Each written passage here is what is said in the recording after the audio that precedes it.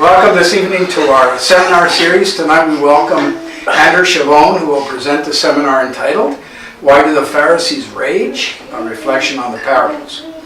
Andrew is currently pursuing his Ph.D. in Theology from the Pontifical II Institute. He was led to this after working for over a decade founding and leading classical schools in San Antonio, Texas. He served as the head of upper school for the Atonement Academy until 2014, and as the Founding Headmaster for Great Hearts Northern Oaks, where he built a K-12 classical program with over 1,000 students and over 80 faculty members. His work in schools led him to see the deep need for more profound intellectual formation and the great Catholic intellectual traditions. He could see no better place to do this than the Pontifical Institute here in D.C. And while working on his Ph.D., he continues to consult with schools on curriculum and leadership development. He lives in University Park, Maryland, and with his wife Elizabeth and 5 children, Mary, Carolyn, Michael, Christopher, and Catherine. And we are very, very honored and pleased and lucky to have them as members of St. Luke's. So welcome, Andrew, and thank you for speaking tonight.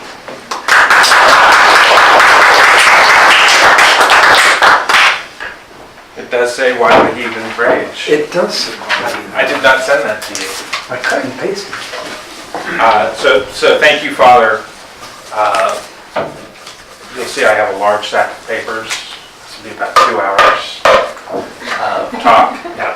Anytime I see a speaker with this much, I always worry about how long the talk's going to be. This will be about 25 minutes, and really what I want to do is sit and reflect on a parable and ask the question, why is it that the Pharisees are so enraged by everything that Christ says on them? The vast majority of Christ's words in the Synoptic Gospels, at least, in the Gospel of John, there are no parables, which is a whole other question. But in the Synoptic Gospels, Christ primarily speaks in parables. And for the most part, when we read them, they're sort of nice little moralistic tales, where we're told not to lie, where we're told that we're supposed to forgive others. They're not very shocking, they're not very offensive. And then after the parable, we read that the Pharisees walked away enraged and angry at Christ's words. So it must mean that we're not quite reading them right if we are not shocked by them, and we are not also wondering why, what the profound message contained in them is. Oftentimes when people talk about the Pharisees, they will refer to them as adherents to the strict law of Moses and present Christ as the representative of the new era of forgiveness. Or they will present the Pharisees as just stuffy old men who are trying to prevent Jesus from preaching his message. This really doesn't do justice to the Pharisees. The Pharisees were a remarkable group, and in many ways were the closest group to Christ's own understanding of Judaism. So we really need to understand the Pharisees if we're going to come to an understanding of Christ. The simple explanation, that of the rigorous legalist Pharisees against the merciful Jesus, simply doesn't hold water as an explanation for why they became so angry at his words. And the barrier is difficult for us to overcome, to try and figure out what it was about Christ's message that angered them. Christ is speaking in a Jewish Hellenistic culture, 2,000 years old, whose fundamental cultural norms are entirely foreign to us. To attempt to pierce this fog, we will simply investigate one parable and attempt to see it as it might have been understood then. In so doing, we will hopefully unveil the offensive content of the parable. We don't do this simply for historical reasons. The reason we enter into this process is to see Christ's challenge to us. Christ's challenge to the Pharisees, also Christ's challenge to us. So before we begin, we need to, and what we will do is we'll take a look at the Gospel of Matthew in chapter 22 with the parable of the marriage feast. before we begin, it's important to understand what a parable is, to understand the genre and the type of the story before investigating any particular instance of it. Parables were a common literary device used mostly by prophets in the Old Testament. We don't see the example of parables much outside the Old Testament and ancient Jewish writings. They are invented, fictional, but they must possess some similarity to something that could happen. The figures in them are not historical figures, but they're not entirely fictional creatures. They're figures that people are familiar with. So typically they're types of people. They're landholder, the bridegroom, the father. But they're always of familiar people, but not particular men. Parables, unlike tragedies or comedies or epics, are spoken or written to someone for a specific purpose. An example of this is when the prophet Nathan speaks to David, and he gives him the parable of the ewe. He has a specific message to David that he's wanting to deliver, that David is behaving very poorly and should repent. The parable is never just a general story for everyone, but always is addressed to a specific interlocutor. In the case of the Gospels, it's typically addressed to the Pharisees. The storyteller wants to produce a certain effect, and he only can do this by means of the parable. Thus, parables have a specific and moral that they wish to convey. The parable will also have some element of surprise for the hearer. Parables always have something in it that should make the listener think, what's going on here? Since the speaker has decided that this is the only way for the truth to be spoken, there always must be something that's unexpected. Thus, though it is familiar to the hearer of the story, the parable would otherwise be unnecessary if it didn't have something surprising. The element of surprise is essential for the speaker to succeed in his mission of speaking a truth that the listener must understand. So it's really important for us to keep that in mind as we're thinking about this parable. The parable that we'll read is a really simple, beautiful one of the marriage feast. Just one more note about parables. The last component of a good parable is that it's very carefully constructed. Like an excellent poem, a parable uses images, structure, narrative to represent a complex and textured vision. Parables are never just lazy stories. Every figure, every character, every verb is always very carefully placed. So when you read the church fathers and you look at their commentaries, sometimes you can look at them and say, boy, you're really reading a lot into this. But that's what they were meant to be done with. You were supposed to read them very carefully and try to think. In the parable of the prodigal son, who is the father? Who is the son? Who are the pigs? Every character has a meaning and a structure and a purpose. So it's really important for us not to just look for a general picture, but to get into the particulars of what each figure is in the story. Upon the lips of Jesus, the parables use these earthly images, these earthly techniques, to outline the great mystery of his identity. Christ's parables are not simply about a propositional truth, thou shalt not lie, or something like that, in the sense that a moral fable is, but indicate the truth about who Jesus is. Through the veil of the images, this narrative, the structure, Christ's full identity is revealed to the Pharisees, to the Jews, and to us. The subject of the parables is nearly always Christ himself. Etymologically, it's interesting to note that the English word parable has the same Greek word as parabola. Parables, we could say, have a parabolic structure in that they move towards their object indirectly. This indirect route is always to overcome the obstacle of the hearer's misunderstanding. So, just with that little introduction to what is a parable, I'll read the parable of the marriage feast and then give a brief analysis of it, trying to understand why it was that this angered the Pharisees. And again, Jesus spoke to them in parables, saying, "The kingdom of heaven may be compared to a king who gave a marriage feast for his son. and sent his servants to call those who were invited to the marriage feast. But they would not come. Again, he sent other servants, saying, Tell those who are invited, Behold, I have made ready my dinner. My oxen and my fat calves are killed, and everything is ready. Come to the marriage feast.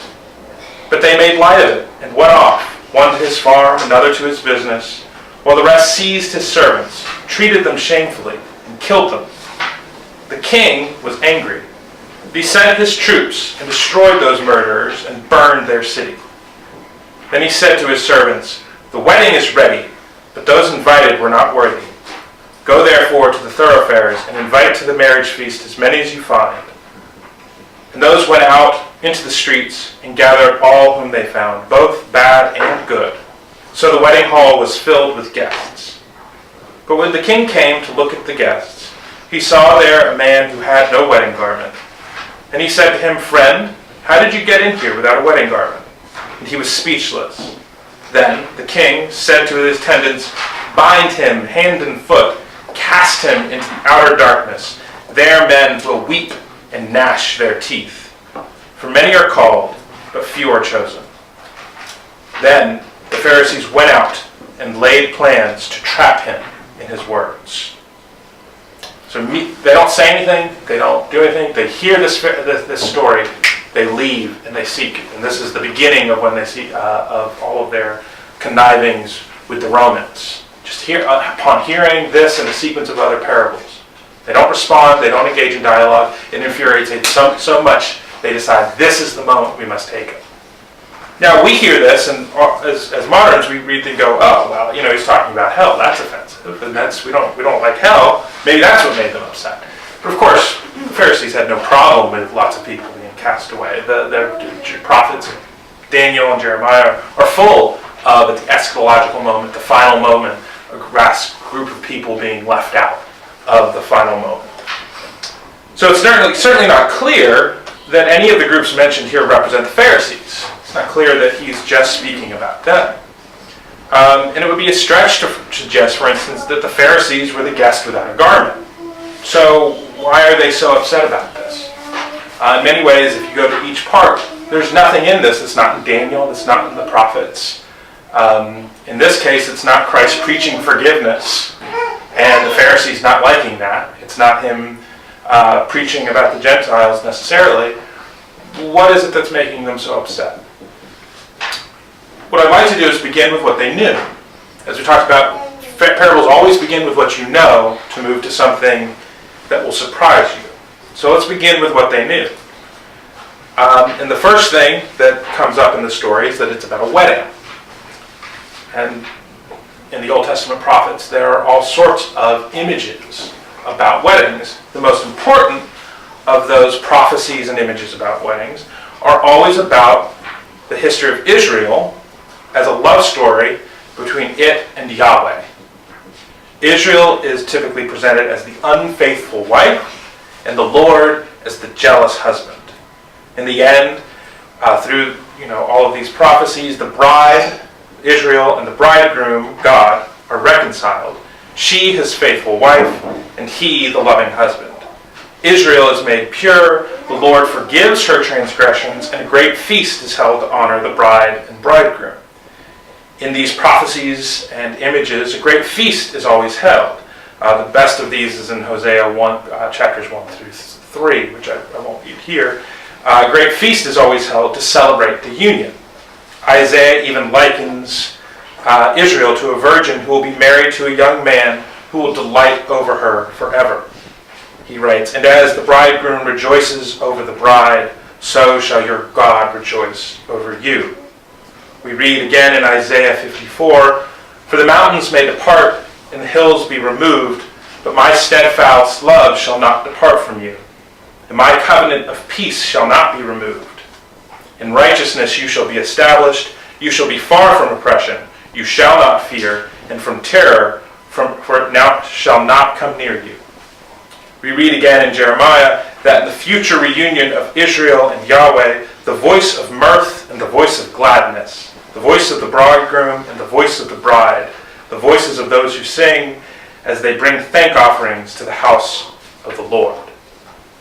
few elements that we should note here. First, the bride and the bridegroom, as we've said, symbolize the reunion of Israel and the Lord, and are the cause of rejoicing and peace in the whole world. The reunion is eschatological. This is important. The Pharisees understood Israel's role to be cosmic and universal. Right? They understood that ultimately the role of Israel was to save the whole world, to save the cosmos. Second, the marriage is seen as a fulfillment of the covenant beginning with Abraham. Except this is the covenant that will not be broken. Third, as this is the eschatological fulfillment, the fulfillment at the end of time, all suffering and terror are removed from the earth and order is restored to the whole cosmos. The reunion of bride and bridegroom, that is Israel and Yahweh, has cosmic implications. We can see here with the above reflections how the Jews would have understood, the Pharisees would have understood, that Christ is not simply speaking about a particular wedding. He's not just making up a random story about a wedding. When weddings are spoken of, when a wedding feast is talked about, it's always talked about in terms of Israel and Yahweh, the bride and the bridegroom. So the Jews would have understood, the Pharisees would have understood Christ's parable as referring to the union, and that's what they would have expected in this story. So this is what is known. This is what is expected in the story. So let's now move and think about the actual parable. So the first thing that surprises us about the parable is simply that there's a marriage feast given by a king and none of his people want to attend it. So first, think about that. Would not the wedding feast of a king be the most delightful feast that anyone had ever seen ever in many generations? The parable is silent as to why they refuse. But the king even sends more servants with descriptions. He makes sure to describe it to them of how wonderful the feast will be. I have made ready my dinner. My oxen, my fat calves are killed, and everything is ready. The king is pleading, begging them to come. He does not simply invite them, but entices them with the luxuries they will consume. What king does this? What king cannot expect his invitees, his servants, to attend? And the more he pleads, the worse their response. The servants are not only ignored, but treated shamefully and killed. Because of their disobedience and evil, the murderers were slaughtered by the king and their city destroyed. There's no reconciliation, there's no forgiveness. The city is destroyed. The king, still wanting a celebration, invites anyone from the streets, anyone at all, willing to come. The feast will go on, but without the invited guests. New guests are brought in, but not all are prepared for the feast. Though now invited, one man did not prepare. He came without wedding garments, and the king has him cast into the outer darkness. That's the first surprising thing when we read that, is what kind of story is this that a king would have to beg his people to come and they would kill his messengers and then he would destroy them for doing that. That's because we've heard the parable so often, so frequently, I think we oftentimes ignore the strangeness of some of these stories. Okay, so that's the first strange thing. I'd like to talk now about the bridegroom and the bride. So the very opening, this first little line, is enough to have caused some confusion for the Pharisees, some question what's going on here. Here, the next element, I think, is the first thing that's really infuriating about the parable. As we've seen in the traditional prophetic structure, the bridegroom is always presented as God himself, who will be reunited with his bride, Israel. And immediately, we have the introduction of a new figure. I said before that every single figure in a parable is important. You can't just ignore these things. The new figure here is the king. The king who gives his son a great feast for his wedding. In no other place is there any mention of a king giving the feast for his son, the bridegroom, God, nor a suggestion that the bridegroom has a father. The bridegroom is always God. Such an idea would have obviously, for the Jews and for everyone, been ridiculous. But in this parable, we have two figures, the king and the son. How could the Pharisees have interpreted this? If the son is the bridegroom, then he must also be God. Well, who could the king be if not God's father? But this would be to suggest that God is not united, that God is not one, and that God is not God, that there's something above God, that there's the king who is above the bridegroom. This suggests that God has a father, and this is obviously an absurdity in any traditional Jewish interpretation. Yet there's simply no other way to interpret the parable within the traditional Jewish or Pharisaical tradition. So this is the first thing, just in the very first setting of the story, that a king is setting a wedding for his son. So Christ is claiming not only that he is the bridegroom, God, but that he has a father, the king. Why do the Pharisees rage? Because Christ is claiming two absolutely shocking things. That God has a father, and further, that he is God who is the bridegroom, that he, Christ, is God who is the bridegroom, and his Father has sent him. Christ's self-interpretation and new teaching regarding his identity are confirmed in numerous ways in other parables where he challenges the Pharisees and us in this same way. Each of his stories seem to have much of this same structure. Joseph Ratzinger, in speaking about the message of the parables, says that the deepest theme of Jesus' preaching was his own mystery. In his example, he shows how even the parable of the prodigal son cannot be fully understood without understanding Christ as the Son. The challenge to the Pharisees is profound. Indeed, we can see that they are struggling with the same question that the disciples and the people of Israel struggled with. Everyone around Christ is asking this question. Who does he think he is? And then the next question, who is he? Modern readers often glance over this detail and move directly to the unprepared wedding guest or the relationship between the invited guests and the uninvited guests. What I'm suggesting here, however, is that the key to the parable lies, however, in the claim that Christ is making here about the relationship between himself and the Father, the King. Indeed, the other surprising parts of this parable do not have any power without this key point. So we'll move to the interpretation of the bride and the servants. One really interesting thing about this story is that there's no mention of a bride. We have the king, we have the son, we have the servants, we have the invited guests. But in all the prophecies and all the representations in the prophets about the final marriage between Israel and Yahweh, the focus is always on the bride, is always on Israel. In this story, there is no bride. The bride is completely removed. The wedding has already happened. The great event, the great reunion between God and his people, Israel, in this story has already happened. It's already occurred, and people are just being invited to something that's already happened. So when we reflect on that, we really have to think, what could the Pharisees have understood for that? What would that mean for the Pharisees? What he was claiming that Christ is making here is that Israel is not quite the bride. They are the invited guests. And that someone else, something else, is the bride of Christ.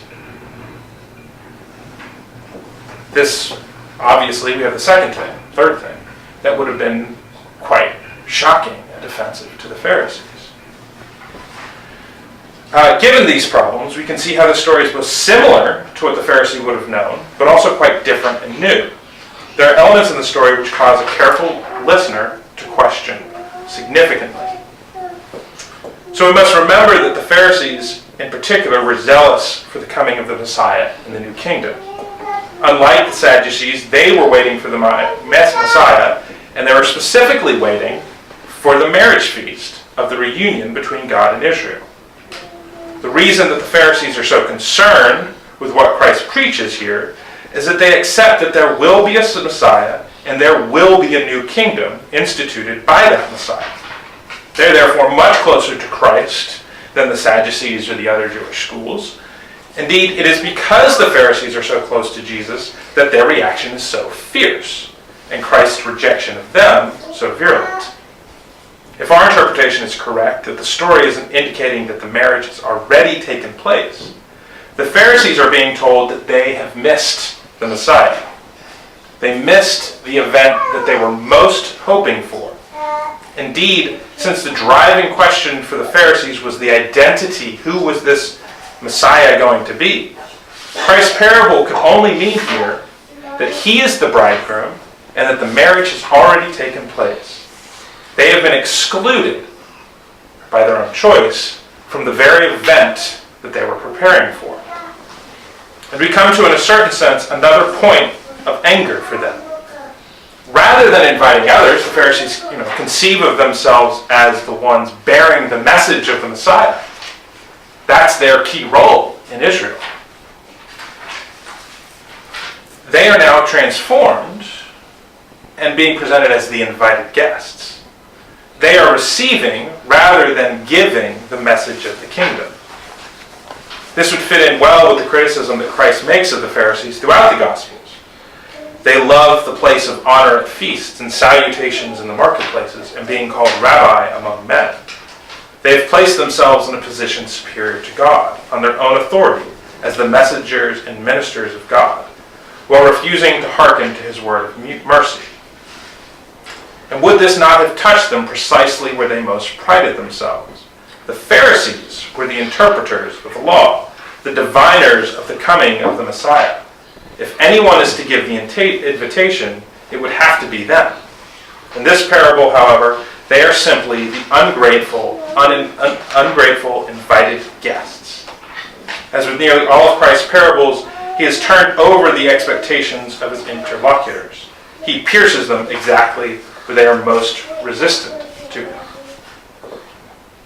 And this is where we should try to enter in and restore a little bit of shock for ourselves at the parables. If we accept that Christ is not simply speaking to the Pharisees and the Jews, but also to us, we are convicted by our own refusal to receive his invitation, to heed his call. We have been invited unto a great feast, and we have refused to attend. Origen, the great church father from the 2nd century, interprets the first invitees not as the Jews, but as the Christians who are most capable of receiving the message of Christ. What he writes is this: I suppose this first bidding to the wedding to have been a bidding of some of the more noble minds. For God would have those before all come to the feast of the divine oracles who are of the more ready wit to understand them. And forasmuch as they who are loath to come to that kind of servants, other servants are sent to move them to come, and to promise that they shall find the dinner prepared. So while we can look at this and see why the Pharisees were so infuriated, Christ was claiming that God was not one, that God had a Father. He doesn't explain it. He doesn't give him the Nicene grade and say, no, you don't understand. There's this whole anastasis and all the rest of it. He just gives it to him. God has a Father. The bridegroom has a Father. Also, I'm God. And the Messiah you were waiting for, the Messiah that you are calling everyone to, you missed it. And in fact, you're just invited guests.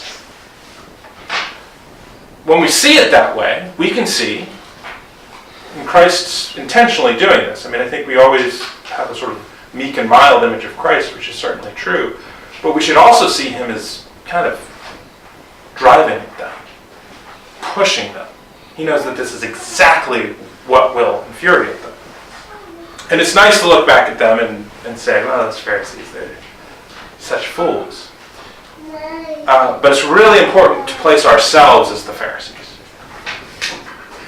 To remind ourselves and to think of the ways in which we are refusing Christ's claim about himself repeatedly in our own lives and refusing repeatedly his summons. So in this parable, we see how Christ convicts his hearers through simple, common images that were commonly understood at the time. Yet Christ also introduces entirely new elements that were unanticipated. The unexpected nature of these parables confronts his hearers with the truth about who Jesus is. As Ratzinger again states, when Christ uses a parable, it speaks of a reality, of the most decisive reality in all of history.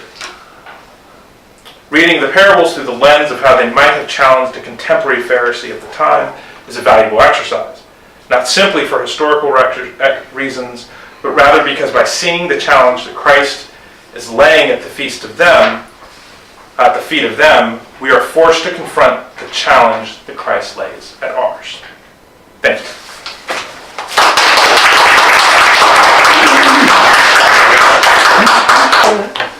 Does anybody have any questions?